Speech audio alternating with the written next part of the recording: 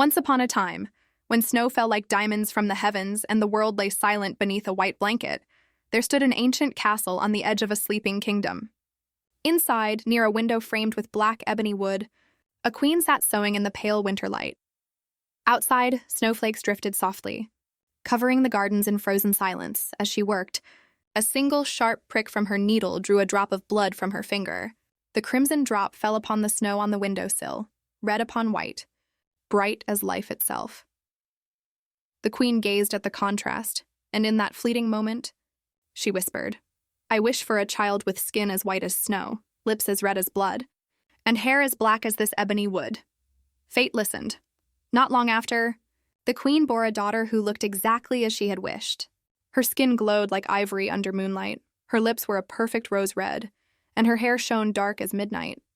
They named her Snow White, but joy, as it often does in old tales, came hand in hand with sorrow. The queen's laughter faded with the winter wind. Within weeks of her daughter's birth, the palace bells tolled. The queen was gone. The king, broken by loss, ruled in silence for a year. Until one day, he remarried. Scene 2, The Mirror of Envy. The new queen was breathtaking. Her beauty spoke of stars and shadows, of perfection carved from pride. But beauty without heart breeds only cruelty. She brought with her a possession, an enchanted mirror, framed in black iron, said to whisper the truth to whoever dared to ask it. Every morning she stood before it and said, "Mirror, mirror on the wall, who is the fairest one of all?" And the mirror always answered, "You, my queen, are the fairest of them all." The queen smiled, her heart swelling with vanity. But time does not wait. Years passed and the child named Snow White grew, graceful, kind, radiant. At just 7 years old, her beauty outshone the dawn itself. Then one morning, the queen asked her mirror as always, and the voice that once flattered her spoke a different truth. "You are fair, O queen, it's true, but Snow White is fairer than you." The words struck like a blade. Her reflection twisted with fury, her pride shattered. And from that moment, love turned to envy, envy to hate. Scene 3, The Huntsman's Mercy. The queen summoned her royal huntsman. "Take the child into the forest," she said coldly, "and kill her. Bring me her heart as proof." The huntsman obeyed. He led Snow White deep into the ancient woods, where sunlight filtered through a maze of twisted trees. Snow White, innocent and trusting, walked beside him without fear until she saw the glint of his knife. "Please," she whispered, "don't hurt me. I'll run away. I'll never come back." Her voice trembled like a bird in the wind. The huntsman's heart broke. He lowered the knife. "Run, child, run far. Never return." To trick the queen, he killed a wild boar and took its heart back to the castle. The queen believed the lie, even had the heart cooked and ate it, thinking it belonged to Snow White. In that act of cruelty, her humanity was lost forever. Scene 4, The Forest of Shadows. Meanwhile, Snow White fled through the dark forest. The trees towered like giants, their branches clawing at her gown. Eyes glimmered between the trunks, foxes, owls, and unseen things that watched from the mist. She stumbled, fell, cried, her voice echoing in the emptiness. Hours passed. And then, through the fog, she saw a glimmer of light. A small cottage stood in a clearing, smoke curling gently from its chimney. Inside, everything was tiny and perfect. 7 little plates, 7 cups, 7 chairs, and 7 small beds. Snow White, hungry and trembling, ate a little from each plate, drank from each cup, and finally lay down on one of the beds. The warmth of the blankets wrapped around her like safety. Within minutes, she fell into the deepest sleep she had ever known. That night, the owners of the house returned. 7 dwarfs, miners from the mountain.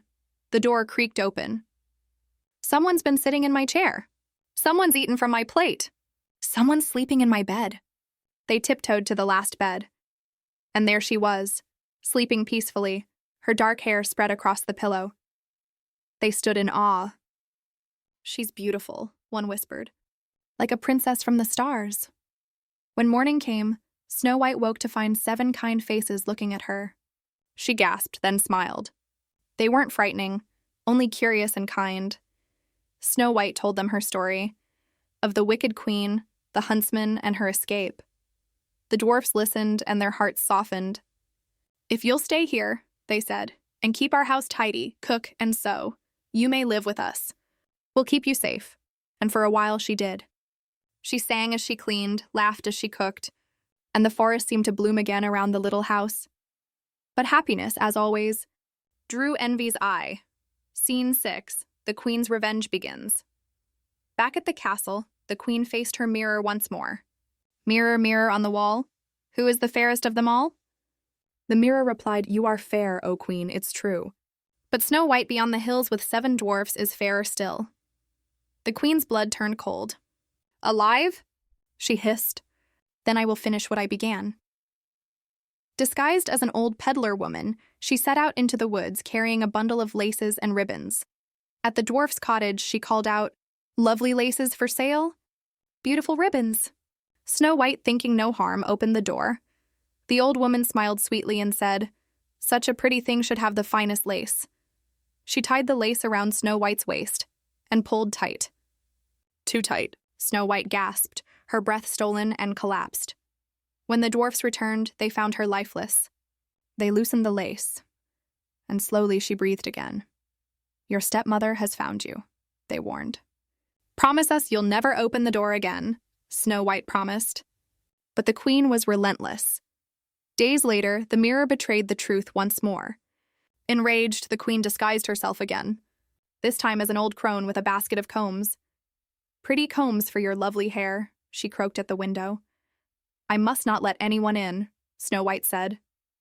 "No need," said the crone. "Just look from the window." Snow White admired the comb, golden, shining with jewels.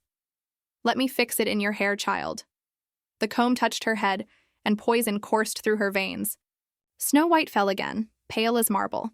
The dwarfs found her and removed the comb. Once more she awoke. "You must never speak to strangers again," they begged. But evil does not rest. For the third and final time, the Queen went to her mirror. "Mirror, mirror on the wall." And once again, the mirror whispered, "Snow White beyond the hills is fairer still." Fury consumed her. She crafted a perfect apple, half white, half red, poisoned only on one side. Then, dressed as a farmer woman, she set off into the mountains. When she arrived at the cottage, Snow White peered through the window. "I must not open the door." "That's fine, dear," said the woman. "Here, I'll cut the apple in half. You eat the red half and I'll eat the white." Snow White took one bite and fell without a sound. When the dwarfs returned, they tried everything. They prayed, wept, pleaded, but Snow White did not wake. For 3 days they mourned her, then built a glass coffin so her beauty could still be seen. They laid her upon a bed of white flowers in the mountain clearing, and one of them always stood watch. Winter passed into spring, and still she lay there untouched by time. One day, a prince riding through the forest saw a shimmer of glass among the trees. He dismounted, approached, and saw her, radiant, motionless, her name engraved in gold, Snow White, daughter of a king. Tears filled his eyes. "Please," he said to the dwarfs, "let me take her with me. I will honor her forever."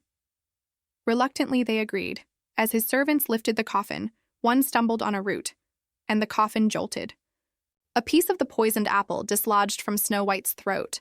Her eyes fluttered open. She breathed. The prince knelt beside her. "You're safe now. Come with me. Will you be my queen?" Snow White smiled and nodded. A grand wedding followed. The whole kingdom rejoiced.